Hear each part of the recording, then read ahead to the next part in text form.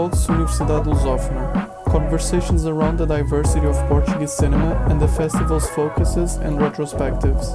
In this edition, dedicated to new trends, subgenres, and ways of making cinema. Hello everyone, we're finally starting the LisbonTalks this year. After 2 years of the whole pandemic ordeal and the LisbonTalks having been online, this is the first time they're being physical again, and also trying this new space, which is Sala de Cinema Fernando Lopes here at the Universidade Lusófona. Starting the LisbonTalks this year, the theme is based around the ways of making cinema, because since we have a retrospective of Doris Wishman, so exploring the idea of sexploitation, indie music, really focused on music films and music documentaries and the likes. Also the Sylvester focus at Lightcone, the experimental film distribution company, also sort of thinks about these ways of making films, and so connecting the films of indie music and WOMEX, which Lucia will also talk about a bit before the talk and the presentation. We sort of have this collaboration here between the expo and Indie Lisboa, and also talk revolving around the films of the indie music program. I'm going to now hand the mic to Lucia, and after this small presentation, we're going to watch trailers for 2 of the films, correct? Yeah, we do a short intro and then we can just see the film. The trailers, okay. And then we talk further. So my name is Lucia Udvardyova, and I am here from WOMEX, which is a music showcase and a sort of touring event that will actually happen this year in Lisbon in October. And as part of this event, which is focused on global music scenes and networks, there will be also a music film section, which will showcase films about global music scenes from across the world, and these screenings will take place at Cinemateca Cinema here in Lisbon in October. If you are here, you can check it out. And so we are here with 3 directors of music films, and this whole talk will be focused on this quite specific genre of documentaries, which reflect the music scenes in particular ways. And we will discuss them now. And let's introduce our guests. So we have Sofia Fonseca, who's a director, producer, journalist, and she has a film, a new one called Cesária, focused on Cesária, Évora, and that's also shown at this festival, or was. And then we have Batida, Pedro, Coquenão, and he also has a film at the festival at Indie Lisboa called The Almost Perfect DJ. And then we have Alessandro. I pronounce it Melazzini, so I pronounce it correctly. And he made a film about Italo disco.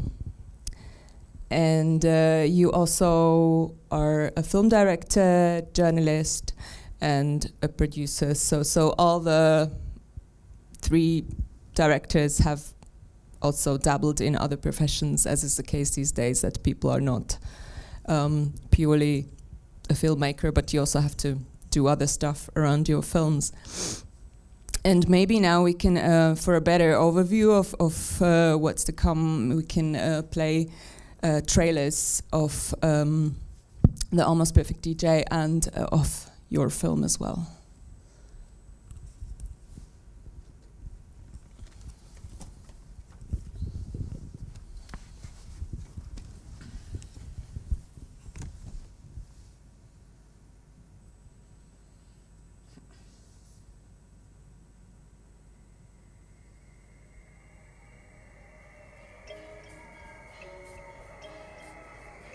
On a perfect DJ set, the audience is supposed to stare at someone, usually a man, playing with buttons on top of pre-recorded stuff, raising his arm and one finger and sometimes both. That and being sexy is just too demanding.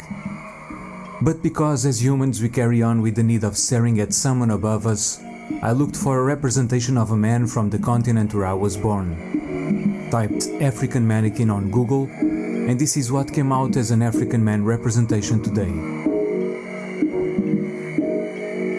This performance is to evaluate how long can we celebrate an upright arm. Hopefully, at some point, you will disregard it and start dancing as if there was nothing more important to do on a dance floor.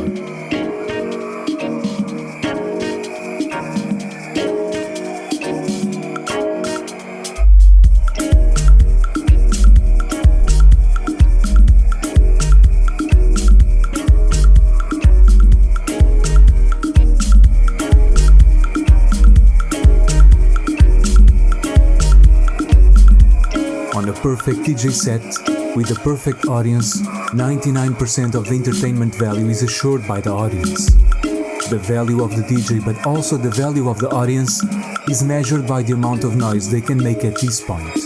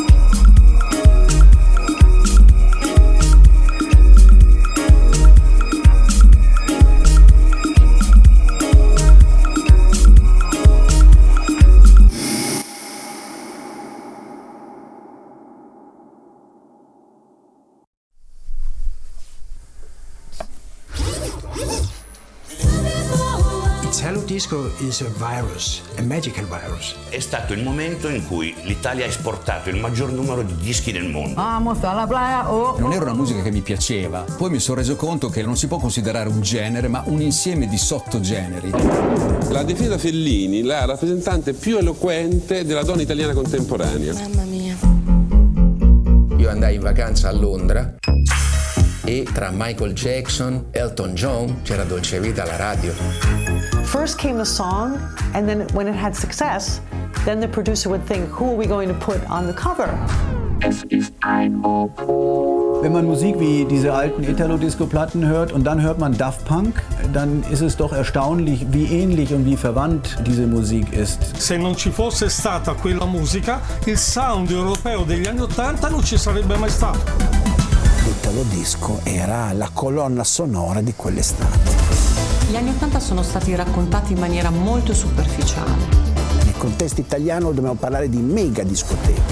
Da war Italien führend, was so eine DJ-Kultur betrifft. Noi eravamo futuristi, indicavamo il futuro e io sono futurista ancora. Aha, diese Produktion kam aus Italien. Deswegen dieser Name Italo Disco.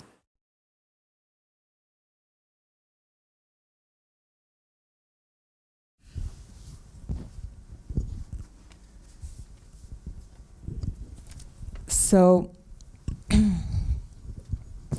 maybe we can start. How did we get to there? How did you come to this specific field of music documentary films? Because you all have different backgrounds. Alessandro, you studied economics, I think, and you also a journalist. You're a producer. So how did you arrive at making documentaries and documentaries, let's say, about music. You also done a documentary about ska, let's say. So, yeah. Between economy and journalism, I study also philosophy. That's also an important part. Why I started to do documentaries? Because after I made a degree of economics and a second degree of philosophy, I had to do something. Couldn't convince my parents to give me more money for a third one. So I started to be journalist. I was speaking about German culture for Italian newspapers. And journalism in Italy, if you don't have connection, it's very difficult, let's say. So once I asked to me if I have to be someone which fights without anyone helping him, which doesn't have money, then I prefer to do documentary. It's the same shit, but it's more fun.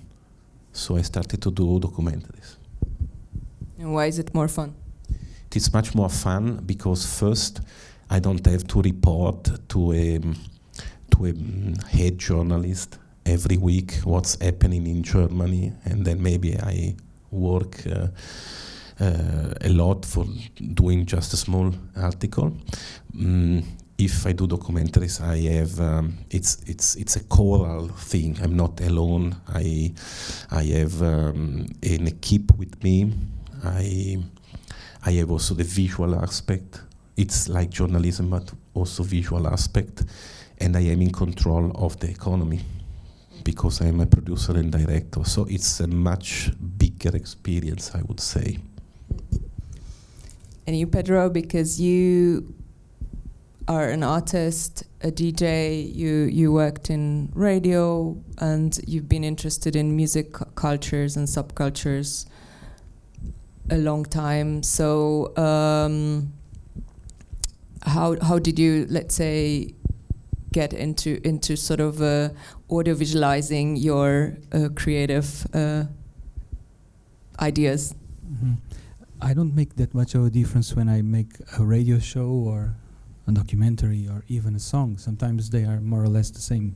It depends on how you get it. Like my first song is kind of a documentary on Angolan civil war and the relation with Portugal. The video turned to be kind of a short, abstract sort of documentary, but it's also at the same time a dance floor banger. So I try to make everything at the same time, I guess.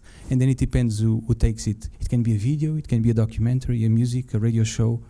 So it depends on how it works the best.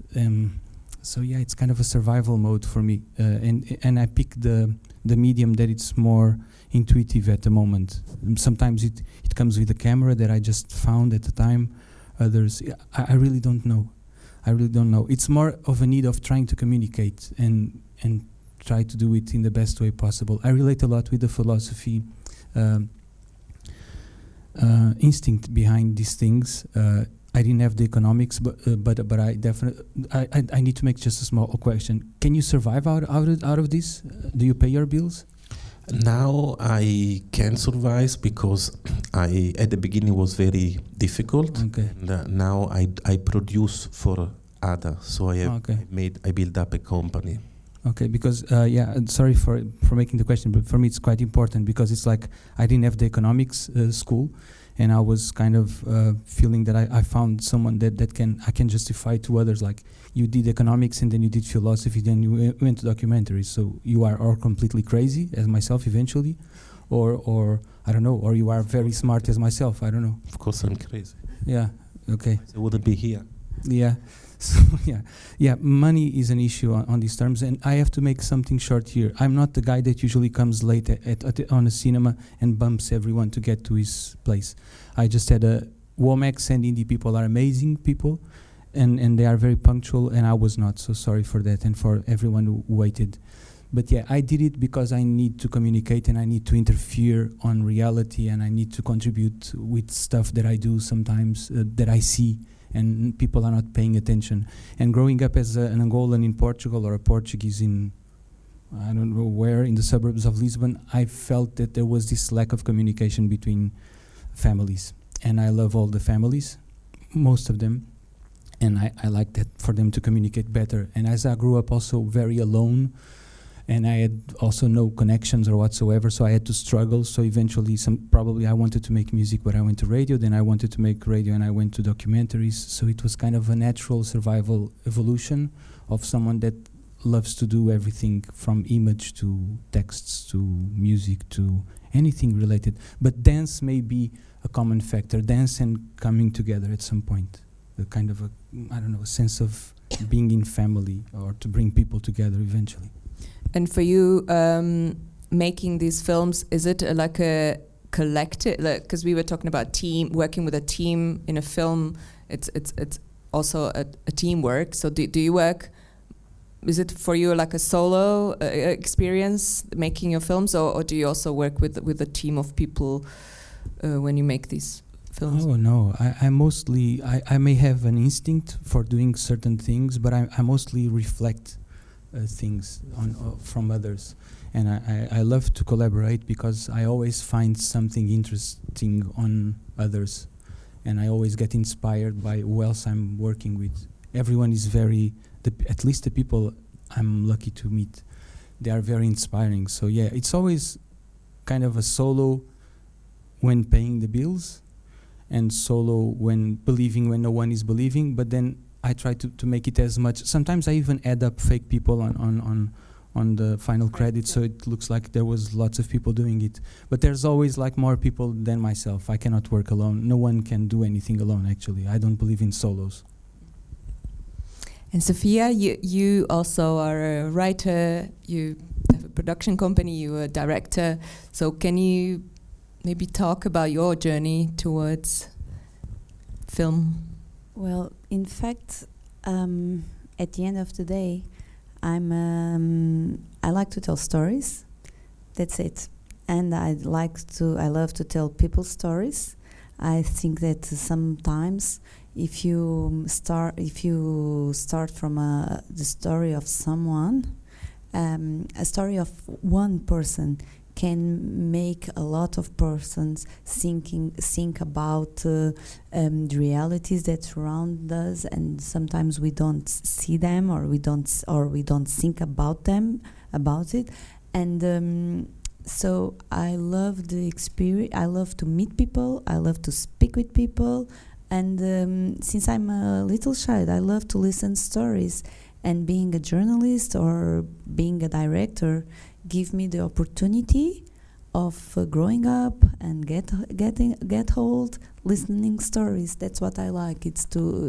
I like to listen stories, and I like to tell stories. So it was a natural evolution.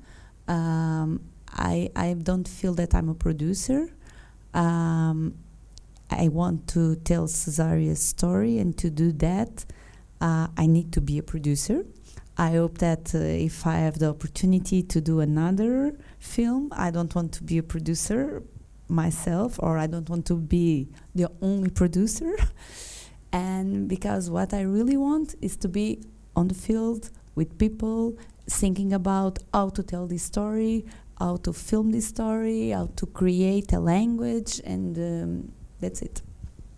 And what are your favorite parts of making films? Do you have a favorite part? Like, is it the creation of it, the spark in your mind, or is it the research, or is it the actual shooting, or the touring? Because there's a big sort of festival circuit of then people have to show the films, and so which is your favorite part of this? I think there is all parts are very interesting. The last interesting part is to try to find the money. But when you manage to do that, all the parts are interesting. For me, small orgasmus is when I first shot someone, then I know that the movie is gonna be. And also very, very interesting is doing the script of the movie at the end. But every part is interesting beside the first the money 4 part. years when you try to find the money. What is your? Yeah, I never found the money, but that definitely is an honorable part. And I'm also very not consequent in terms of finding festivals or touring. In terms of what I do in terms of video production, I feel very humbled being between these two movies. Your movies looks like amazing, like, I don't know, very Italo disco all over. It looks very Italo disco. If you see the movie I made with the Skinheads and Ska, it's much more humble. Okay, yeah, but it looks great, and I'm looking forward to listen and watch the story behind such an interesting figure. But yeah, the least interesting. I don't know. I find everything interesting because I don't chase the money and I don't do tours. So that is probably what I just don't do. So I'm looking forward to have someone that produces that part for me, so I can be more financially consequent and make more movies. I just don't do as much because I don't work on that business side of things. But definitely the part that I like the most from all the others is the script. When you find the right humans and the right people that inspire you, then it's really interesting to pick the right parts to make the person shine and tell a story. So to transform sometimes random things into a story is the part that really makes me smile. Sometimes you suffer and you get old, you lose hair, but then there's this moment where everything is like, oh, now we just turned the painful moment and everything starts to be very nice and pleasant, till the moment where everything goes miserable again, and then you start trying to go to that moment and on and on and on till the end. And then eventually you feel horrible again when you see it on a trailer, and eventually I'll feel better later on. I'm not sure. Why do you feel horrible? I don't know, like the sound was horrible, my voice, I think this was a take just as a reference, and that's it. It's enough. And I was looking to things like this, like maybe the thing was too big, but at the end, the Asian guy made me smile again, so yeah, I'm fine with it. But I was horrible just 30 seconds ago. The sound was horrible also for me because it's no bass. But yeah, there's no bass, that's the thing, okay. Yeah. I guess it's hard with music films, no? Because you need to make sure that the visuals are fit, but also that the music is representing what it should, I guess, in a... I'm touring since 3 months worldwide with the movie, but yesterday I understood that and I went to the projectionist and I asked her to pump the bass. I started to understand that. Yes, you're right. Yes. And because we also talking about these various roles that you as creators have, because like, yeah, if you work for... If you're an independent filmmaker these days, you have to take on roles that maybe you don't like doing so much. You have to be a producer, you have to promote the film, you have to make the film, you have to write.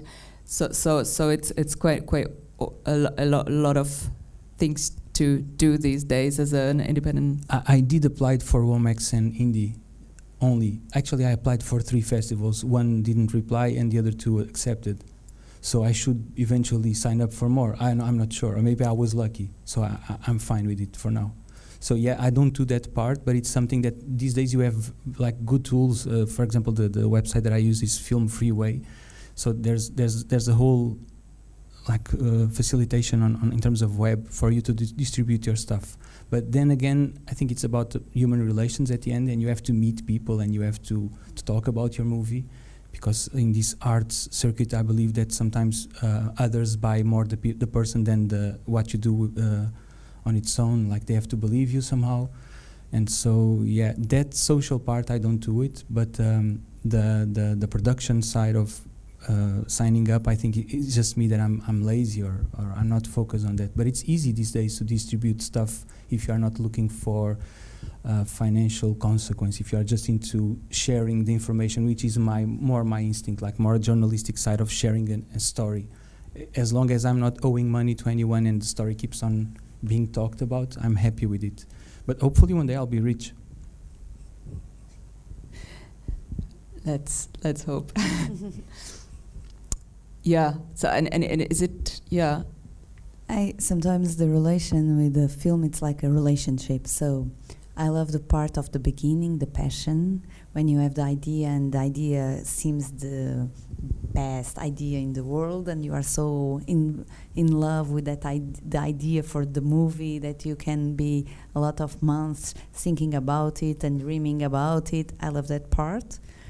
And then I love the part of making something with that idea, but not the part of looking for money, I hate it. Producing, I don't like it. I like to tell the story. So I love to, as I told before, I love to go and search a story. I like to make the research, the part of the narrative research and that kind of things. I love to do that, and it's like I work. I'm still a journalist, so I worked more than 20 years as a journalist. So for me, making the research is something that I really enjoy, and being on the field and trying to find the best way to shoot and the best picture and the trying to find the best characters and that kind of thing. That it's the part of the love with the story, and it's very good to be in love. Yes. And can we speak maybe concretely on your film, because there was a lot of research in that and a lot of archival material in the Cesária Évora film. And can you maybe, if you tell us how the whole this good days and bad days was made with this iconic figure of music? Well, it's very hard to do an archive film when the most part of the archive must be found in countries like Cape Verde or Portugal, because if you are speaking about United States or even some countries in Europe in the 60s, in the 70s, in the 80s, a lot of people have money to have a camera, and they shoot, and they have conditions to keep the material, the footage, and that's okay. When you are speaking about, for instance, Cape Verde, it's very hard to find someone who had a camera on that time, and if they had a camera, they don't have the conditions to keep the material, to keep the footage. So I spent a lot of times.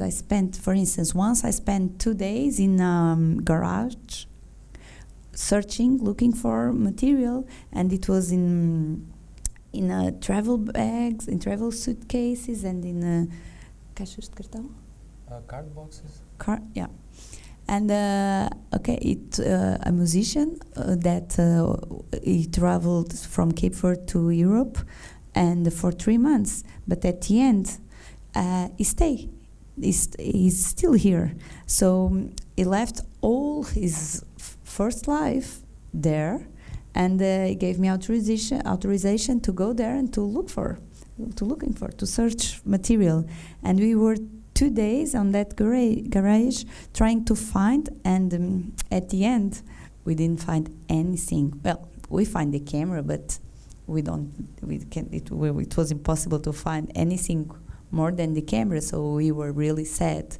But other times, imagine, I found a picture on internet with 4 Portuguese sailors in 1968. And they were in Cape Verde on that time, and I found the picture, and they were with Cesária. And if you look really, really, really hard in the picture, you can see a small recorder. So I need to find these guys, but I don't know who they are. I for the clothes I can see that they are sailors from the Portuguese Navy, but nothing more than that. So it was really hard to find them, and I was with the picture of them with me for more than 2 years and a half, and then I had a friend helping me to find them, and it was impossible. Once someone told us that that maybe they passed away. So when 2 years and a half later I decided to stop looking for them, 2 or 3 days after that I received a phone call, and it was the contact of one of them, and one of them was living like 15 minutes from my house, and I was looking for him for 2 years and a half. So and it was unbelievable. And the most incredible is that man, now with almost 80 years, had a small camera, not only a recorder, but a small camera. So he was shooting all the journey to Cape Verde. And it was a very happy day. So it was like good days, bad days, but I can tell you that 1 year or 1 year and a half, something like that, after I started the film, I didn't have anything. Well, I have some footage, but not footage from televisions and very well-known footage. I don't have anything. So it was a great adventure. It was nice. Detective adventure, more or less. And how long were you making the film, actually? Did it? Well, in fact, I started in 2017, and I went to Cape Verde for the first time to shoot on February 2018. And only with my money I was thinking I need to buy a car on that time. I had 2 kids and I really need to buy a car on that time, but we decided to tell the story. It was like that we start. Mm-hmm. And how with all the research material, because it's like, how do you you have to sort of like put a puzzle together from it was a narrative as well. Yeah, it was a puzzle. I was editing with a very good professional and very good person, Cláudia Rita Oliveira, and we were working together. When she started working with me, we were like all days discussing the film and how to do the puzzle. But that's one of the most incredible part of the process. I like to do the puzzle. I think that when I start working on television, I start doing features, long features. So, and I come from writing. So for me, it was like when for the first time I made a feature, I was like, okay, this is like making cartoons. It's like comics, yeah. Comics. So it's like making a comic. I need to think about image and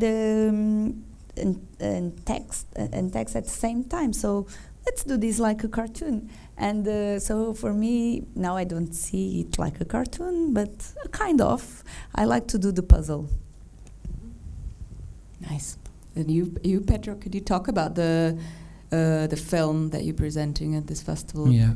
Almost Perfect DJ, because that's also deconstructing, let's say, some sort of phenomenon in music. And your films also, in a way, deconstruct these sort of, let's say, socio-cultural, political concepts and stuff. There's so many construction that it seems the only interesting thing to do is to deconstruct. Maybe one day I'll be just constructing, but I'm not sure if it will happen. But yeah, I usually don't do movies about me, and this movie has a certain autobiographic thing. But I started doing documentaries about Luanda or about mostly Afro-descendant artists. This one came up because I just had a huge burnout, 5 years ago, because it was so huge. I don't know when it was, but maybe this was not dramatic. I was trying to be funny, but I definitely don't know when it was. It was probably started maybe 2014, and then I had this performance at Eurosonic that was a complete flop, named The Almost Perfect DJ. It was horrible. Like really, like rock bottom. People were being very nice, like tapping me on the back, like, yeah, it was, I could see it's kind of a deconstruction. Yeah, that's what I do. But was it a good deconstruction? And then, but it was mostly about the DJ. And then I decided that to keep talking about it, but instead of making it a performance, because it was such a big flop, maybe it could be a better documentary. So I'm trying. I'm making the same thing over and over, but in different ways. That's what I do. And yeah, this one was quite obvious because as much as I traveled and toured as an artist, I could see that sometimes playing as a DJ was so easy.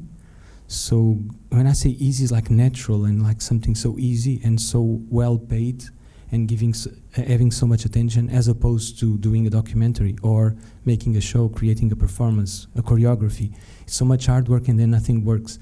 And when you get there, you are adored.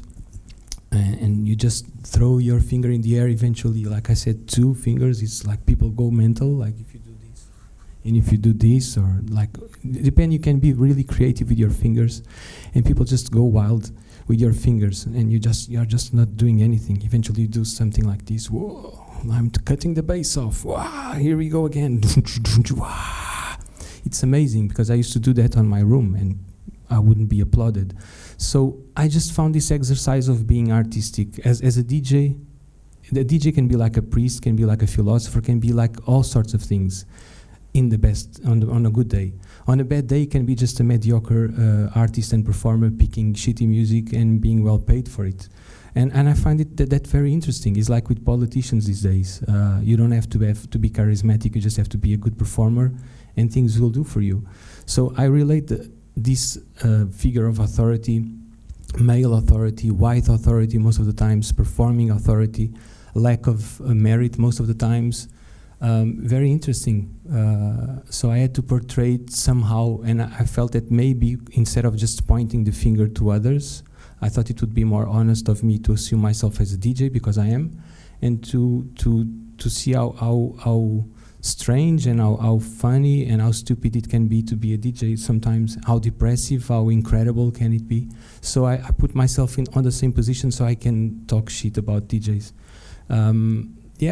That's it. So I decided to do it because I was definitely in a low point, and I decided to laugh about it, which is the only thing I could do at the time. And it still goes. Now with the pandemics, we could have a more clear definition of how a DJ is so essential, and how like a shallow DJ is not essential at all. So and the film tries to portray it also, like how it depends on you as a DJ and as an audience, what do you want to validate? And that for me, if I want to sell the movie, I would say is a metaphor for anything in life, democracy eventually, who we pick to adore, because we always need, like even Macron, he's not that tall, but he needs like a small step, like because French people are very like common and all very, I don't know, very sophisticated. So they don't talk from high places, they talk from just slightly taller places. So they are not really with you, they are just like half meter above you. But that need of always being above the others and talk above the others, I don't know. My stepfather used to call me an anarchist as an insult, and I take it. So you don't like authorities, I guess.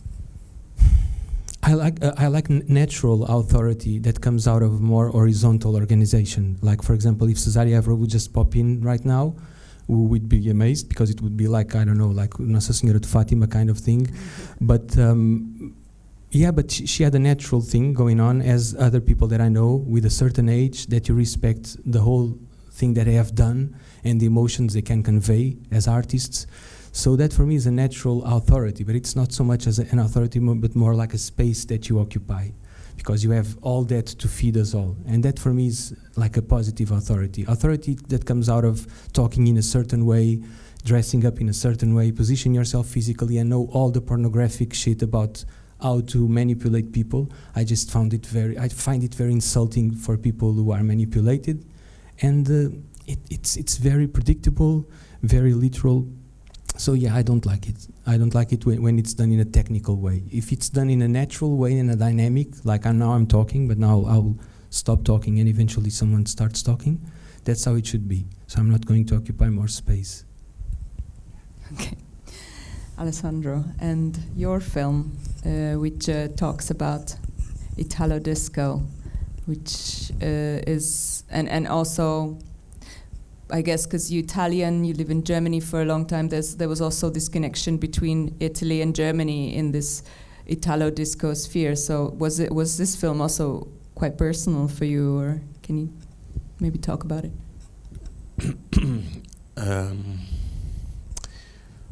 I usually don't like to be in the movie, so I'm not in any movie of mine at all. I want to speak through the script, through the people, but of course every documentary is a piece of me, myself, everyone. So also this one, based on the fact that I am in Munich, my partner in crimes are sometimes television from Germany, so my street credibility comes from Italy. I would like to make a movie about Kafka. I proposed, but they said no, because the Czech television is already made. So I have also to find Italian themes, not because I am so interested in Italy, but because I have to find things which interest me and things which I can finance. So it's always a trade-off. Having said that, Italo Disco is, of course, something which has born in Italy, has developed in Germany, has conquered the world, so it was kind of natural to relate to these topics. The funny aspect of it is that usually if you don't know it, you think it's just cheesy or trashy, which it is, but it's also genius. And for me the challenge was to take the topic and try to show how much passion, how much Italy it is in this fake English dance. So I would say yes, it's part of me. And was there something that surprised you during, let's say, researching and making the film about this topic?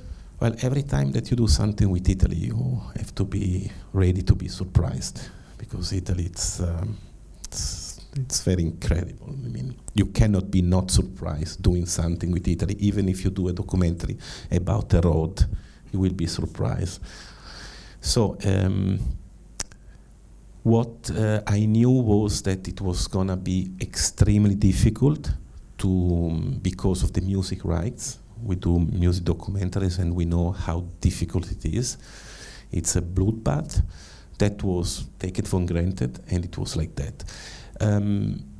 I usually, when you interview people which have had some kind of success, it can be sometimes funny, sometimes less funny, because they are a little bit arrogant. But everybody was very nice.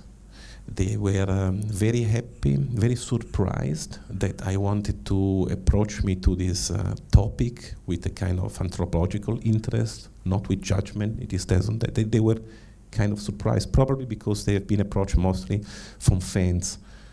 And they have a special eye, which is maybe a little bit too much on the good side of it. I just wanted to observe them, but they understood it. They felt themselves understood, and I think this is important when you do a documentary. Maybe you don't like someone which is speaking in front of you, but you try to understand them. And it was all by them, with an exception from Sabrina Salerno, because she is the great diva. She feels like that, and it was extremely difficult to get to her. So I was surprised how difficult it was. And when I started to do the interview, she said to me, "I'm not gonna speak about the 80s." And I'm doing a documentary about the 80s. So I had to invent questions to let her relax. But mostly I would say, I was surprised how those people still now, after so much success in the 80s, so much money, so much drugs, they manage somehow to be steady even now. They are not totally crazy. They are nice people. You can speak with them. That was the surprise, the naturality of my protagonists, I would say. And Sofia, were you surprised by something? Was there something that surprised you that you maybe didn't expect? I just want to say before that a documentary is always something a very personal journey, and I believe that in all films there's a lot of the director there always, because it's impossible to tell a story without being there, without a lot of you. For me, it was it was a huge privilege to be with Cesária. I saw so many hours of footage, so many pictures, so many archival material that was not supposed to be seen, that I really feel that I was with her. And for me, one of the great challenges was that I was in several concerts, Cesaria's concerts, but I was never been in the backstage. I was never at her house before. So I want to go there. I want to go to the backstage. I want to see that woman in her intimate world. And I want the public to come with me too. So it was incredible to be with her so many hours. And at the end, I feel that she's someone very close to me, that I really know her very well. If we were like friends, it's strange because I've never been with her physically before. So it was, I discovered that she was a really intelligent woman.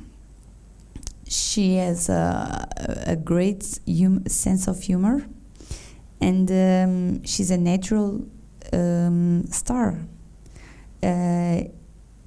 She's really incredible because, and I really believe that for understand her as an artist, you need to know the woman, because her voice, it's the portrait of her life. And it's incredible how she conquered the world singing in language that almost no one understands. She always sang in Creole, and the most part of the world doesn't understand Creole. And that make me to take a lot of her personality, make me to take a lot of narrative and aesthetic decisions. For instance, I decided not to subtitle the musics. And why? Because if Cesária conquer all the world singing in Creole and no one understand what she is singing, I don't have the right to subtitle just because it's good for better understand the narrative. And I believe that feeling doesn't need translation. So if she was singing like this, if I need to do the same with the film, even if sometimes it will be better for the film if I subtitle the songs, and it's a layer on the understanding of the film. It's another layer that only those who understand Creole can understand. But I believe that it's good to take narrative and aesthetic decisions that are in tune with in this case, with the character. And it was very interesting to find such an inspiring woman. And she was much more connected to the world and to the reality that's around her that it seems. And also with a lot of this sort of unseen footage or like this footage that wasn't published before, I guess there's a lot of responsibility to what you communicate now with the public, with this sort of material, I guess, no? Yes, it's a responsibility, but I think that great part of Cesária is that she's a diva, but like us, So all the complexity of the human nature is on her. She's a very complex woman, and with all the. So I think it's important to show her like that. Like when you speak about the barefoot diva, it's not just it's an image. but she was in fact a barefoot diva in the most deep sense of the expression, because she doesn't know what means, for instance, woman empowerment, but her way of life, it's a way of fight against prejudices, and that's for me was really interesting to discover. And do you feel like, it's a question for all of you, do you feel that for you these films are also a way of how you communicate your sort of worldview, or how, or because there are lots of topics like Pedro, you were like colonialism and politics, empowerment, and these strong characters or these movements and capitalism. So do you feel that these films are also a way for you to communicate this sort of worldview that other people can relate? Yeah, hopefully so. But sometimes just by doing the documentary, you are already, by making it, because sometimes we talk a lot about things, about romance, but it's way much better when you live it. And I don't know, for example, doing the documentary on Cesária, there are so many things you can just think about all of these things, like not translating a language that was not that well understood by the world. It makes me think about things like, why did we took so long to validate Cesária? Why was not Creole worldwide language in terms of music before? Yeah, every question is almost like a conclusion of how we don't like ourselves that much in terms of Portuguese speaking countries, except for Brazil eventually. In Angola, yeah, we like ourselves a lot in Angola. We just treat ourselves very badly. But yeah, I think the movies just, you don't have to have a narrative, or you don't have, just by doing them, you are already illuminating love, like in the Italo disco thing, like portraying it with dignity, bringing dignity to the characters. I think it's something that sometimes people that do documentaries, I think, relate with that, to put things in a different light. For example, my first documentary was about just the streets of Luanda, and I mixed very talented and charismatic MCs and poets with people that were just out on the street. And if you just pick on those texts and write them all, they all have the same value. It's not like the poet and the poem. Sometimes what people just say on the street, it's just straight poetry. So yeah, sometimes to put a light on normal things and put them in this format of a screen, it's a way to bring them some sort of dignity. But there's also another way of doing this, which is through the aesthetic side. Like, I was blown away by the trailer of your documentary. It looks amazing. It looks amazing. So beautiful. So more beautiful than Italy is usually beautiful in terms of aesthetics. But it's way more than that. There's an artistry on the way you show it. So Italo disco has to be portrayed not as a trashy thing, but as a glamorous and important and eventually genius thing. The same thing with Cesária, eventually to show, I haven't seen the movie, but to show her in a more like down-to-earth way, and still she manages to be charismatic. That's such it's an empowerment by itself. Like, it doesn't have to be full of lights. It's just her, and she's as striking as she can be. And with the DJ, I tried to do the opposite, which was to illuminate sometimes the dancers that are like underrated characters of a dance floor. You have one DJ and, I don't know, 10,000 people. And if those people just run away, the DJ is just ridiculous alone. So to portray dancers, and also to portray the art of dancing, which is so important. Someone that is not just moving, but has a certain speech on the way the person moves. Just giving space for people from different colors, options, status, and to see, when you put them all on the same media, how everyone looks the same, and how everyone can be genius or amazing or sensual or interesting or whatever. It just depends on how you see them. And I think I go back to the romantic part of this. Like sometimes I do fall in love with certain characters that I portray, and there are like sentences that I use to myself. I haven't read the Bible, but so I use certain sentences that I keep for myself for people that I interviewed or talked with as things that sound like they could be in some special book like that. And that's really interesting. I like to kind of put in confrontation normality and what could be regarded as something that is more glamorous, and to play with it, to change roles and to see how it goes. So yeah, dignity, romance, and sometimes provoking with romance. It's something that is sometimes too provocative. When you throw romance to us as an audience, sometimes people just react in a very weird way. Hate is easy to sell, but love and romance is way more difficult. So sometimes you just have to find ways to say I love you, but in a way that people don't feel like, oh my God, he's saying I love you. So even the performance, it ends up with a statement that had two different, that I'm going to share with you. It's briefly. The performance ends with the artist at some point has to say something deeply emotional, and that translates to a documentary or a DJ. And there's a silence, and then the voice says, I almost love you. And like cynical audiences, they just laugh.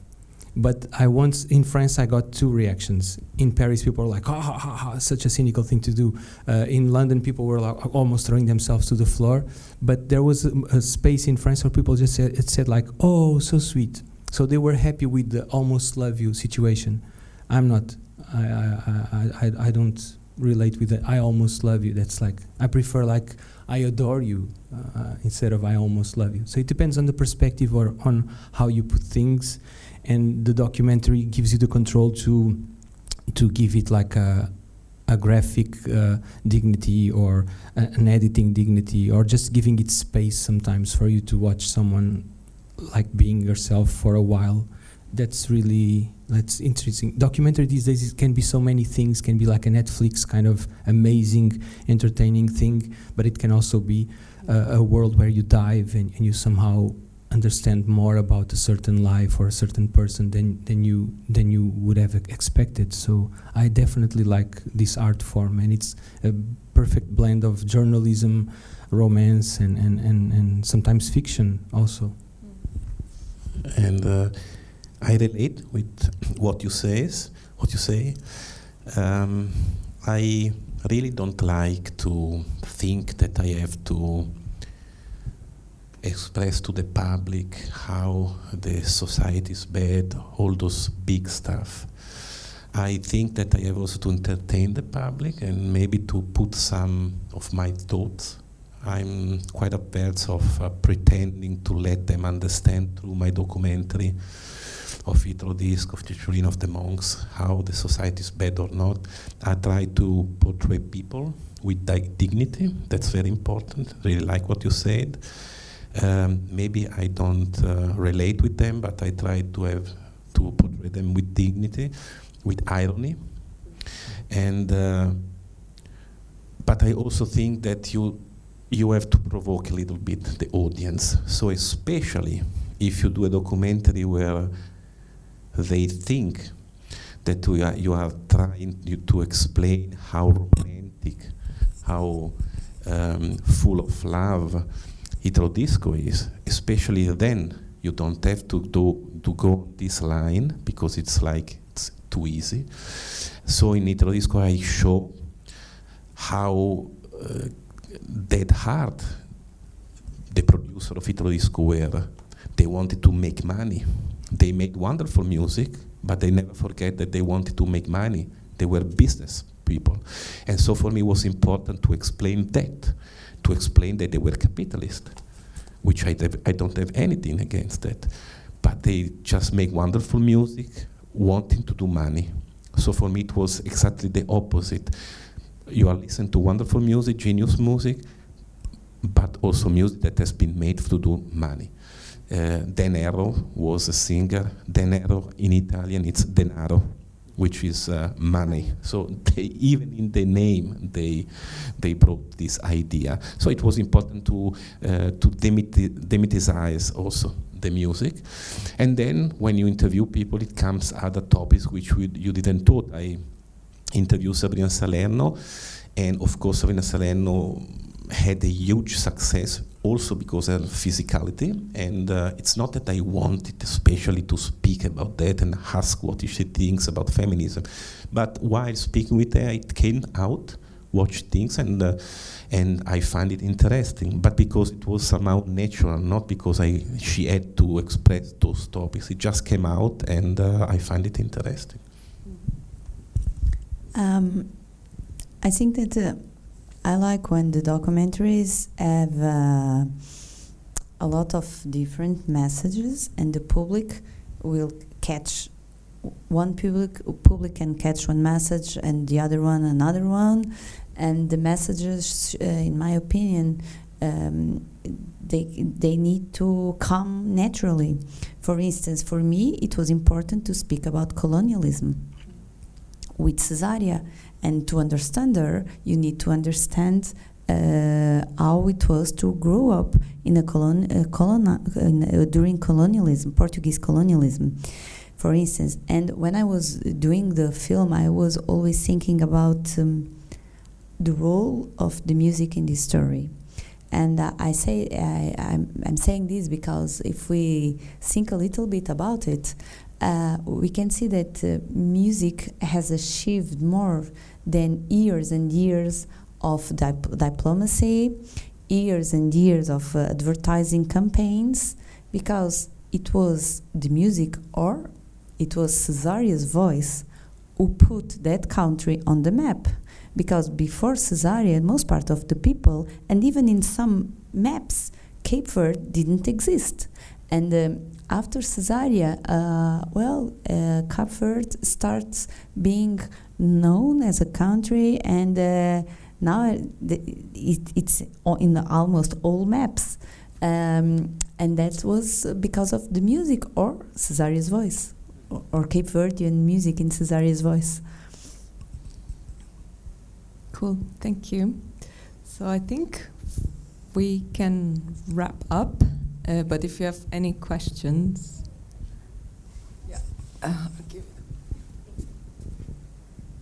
So my question is for Cesária Évora.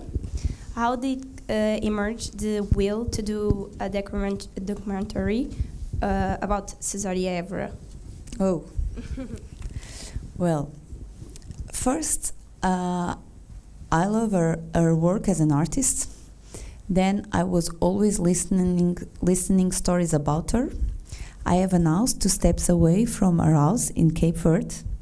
I have 2 sons that are half from São Vicente, Cesária's island. So for me, it was a subject, and Cesária was a person and an artist with a place in my daily life. So then, when I remember that some days after Cesária's funeral, I was sitting at my house near the house in the street, and I was looking the people in the street, and I was looking. There were so many sadness in their eyes, and it was like a part of the island. It seems that a part of the island died a little bit on that day, and she was such an incredible woman. I like that kind of characters that can be also inspiring, because when Cesária, when she get money to have an house, her only preoccupation was to have food for everybody. So I was like, someone needs to tell this story. But at the moment, I was not thinking about me. I was doing other kind of things. I was working much more as a journalist. So it was like, someone needs to tell this story. That starts like this, maybe. Anyone else? No? There's only 3 people here, so we can just stare at them. You can have one. Any of you 3? Any of you 3? Okay.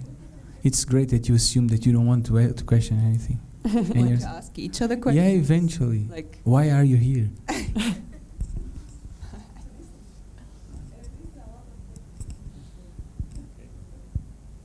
What? You are part of the organization? Are you my relative or? No? Okay. Okay. What's up next for you, for each of you? I would say that this thing was interesting. Like with me, it happens a lot. Like you think like this should be done, and then you end up doing it. Like someone should do this. It's how sometimes documentary. Someone should talk about this. There's 2 types of, not 2, like thousands of types of how it begins. But sometimes it begins with an ego. Sometimes I think he's a genius and it's like, oh, you should make a documentary about this, and they just throw this sentence to anything. It's like a recurrent. I should do a documentary about this. Like, you don't have to do a documentary about everything. You can do about something that you really believe. And these calls that sometimes come from very deep needs or instincts. For example, in this case, you see like colonialism and the memory of Cesária, but also at the same time like some sort of like the soul of the island and a relation with the family. So sometimes behind the documentary, there are very deep feelings. It's not just something that looks great, or it can be, but there's always a bit more than that, at least from my experience. And there's sometimes you don't assume like I want people to think this way, even though you are sometimes moving in a certain direction. But it's good that you keep things open and that people can see it many times and in different times in life and take different conclusions in every time you see it. So it's not something self-contained or propaganda type of thing. But definitely colonialism needs to be portrayed, and people like us that have family near, we are the ones that are like first in line to make the translations between both sides, between an island and the continent, between Angola and Portugal. It's always a way of think about us and our families and our story. And bring them together somehow. So there's always something very personal, and eventually it can translate into a social activism sort of thing. These days it's more sexy than it was. But and it can be a consequence, but the main goal for me it's usually like a good story, good opportunity to have fun, like be ironic or to make people laugh, but also to portray things that people are not just paying attention. For example, in my case, there's always this need of poking people that are more rigid about the relation between what is Afro-descendant in terms of Lusophonic world. We talk about Lusophonia. What's the name of this university? Lusófona, yeah. Yeah, I had that impression. I just ran in. I don't know where I am. I got late, so like just got in. Yeah, Lusófona. Yeah, but this is a very very big word, and if you think about it, for example, something that I would use to start a documentary that would talk about anything like we just did would be like, what's the most famous word you would get from, like, what's the first word you think about when you think about Portuguese? Yeah, what's the word that you would present to someone from Italy, for example? Like, I have a word for you. No, a word in Portuguese. Fado, another one. Which one? Saudade. Yeah, eventually you go there. Like Fado, Saudade, Salazar, those type of words. But I would say that Saudade is probably our most used one. Like, we have Saudade here. We have a word that no one has. Like, check it. But then, if you think about the world, except for the Lusophonic world, people are more into Saudade than Saudade. Yeah. So people are more familiar with Saudade, with an O, Cesária Évора's interpretation, song, traditional from other authors, but it was her voice who put that feeling into Saudade. And we can go deeper into that. I'm not going to use much more time, but just putting a seed in your head about this. Saudade, as we portray, is more related with Fado and eventually other stuff. But in Cape Verde, from what I know, Saudade is more related with another form of immigration later on. So yeah, it's kind of it's descendant of Lusophonic, but it has a life on its own and a culture on its own. So it doesn't belong to Portugal, that saudade anymore. It's a saudade from people that have saudade from being in Cape Verde and they travel. So that's something that for me is already like empowering. That word, that singer, that person is already a lot in terms of stating something. You don't have to state that much more. You just say like, this person is important and she's like Lusophonic but not quite. So it's all that is very important. And when I pick on some subject, I always see that those angles, the transforming potential angles for who watches it, more than me having a specific idea on how to make it happen. It's interesting that you are speaking about saudade, and for me it was really interesting that in the film I tried to show the music saudade. It's the most well-known song performed by Cesária, Évora, and she put all the world singing and crying with saudade. And I discovered that most part of the people, even some musicians, they think that saudade it's just a love song. And so in the film, I tried to show the music, and I would like the people to listen that song for the first time as a song that speaks about one of the worst chapters in the Cape Verdean history. It was a song made in the 20th century, in the beginning of the 20th century, when the Cape Verdean went to São Tomé to work on cacao, and they were like slaves on the 20th century because they went there without a return ticket. And even now, you can find some Cape Verdean people in São Tomé that went to work there and stayed there because they were like slaves working. And when you see all the audience and all the public singing and feeling the song, but most part of them thinking that it's only a love story, and it's much more than a love story. It's about a heart, saudade. Yeah, it's a very deep word, and yeah, I don't know how to say more about it, even though I don't have to. But I was trying to see what would come, but. I have to say a bit more, like I loved Italo disco. I used to play it when I was a kid. And actually I have some tribal house that I thought it was like very deep, serious tribal shit. And it was Italian, like made in Italy. Just because it has like a pair of congas or some good timbales. I was like, oh, this is deeply tribal. These guys are serious. And it was someone with a very mustache, though doing it somewhere in Italy. So yeah, it's very interesting, the subject that you're approaching. I was very curious when I saw it. I think everyone should see it. It's a very, again, and it's very funny. It goes against like my natural way of seeing things, which is like, how can someone be so pragmatic into money oriented, and still making something that is somehow able to reach us out? Because you don't have to think in stereotypes. Yeah. It's not that I am not artistic, but everybody pretend to be artistic, so Yeah. I find it shitty to say I'm an artist.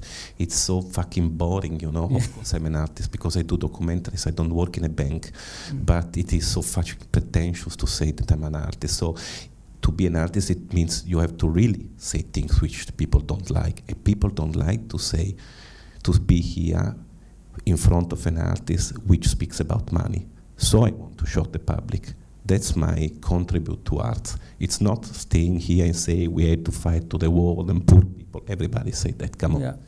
So having said that, it's not that I am into the money. I have to be into the money because I have a colleague, I have a life, and I must do that.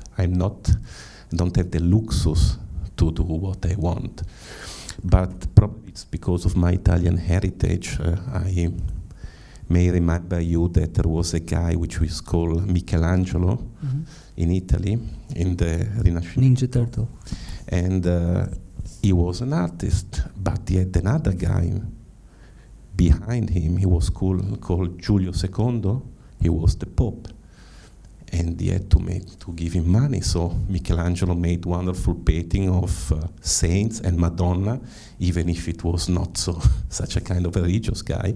But the money came from there. So it's always the same. If you have artists, either you have a lot of money and then you don't speak about money, or you have to somehow manage to do that. So I think it's very important, if I'm allowed to educational, since I'm in university, to remember that you want to be an artist, think about the money.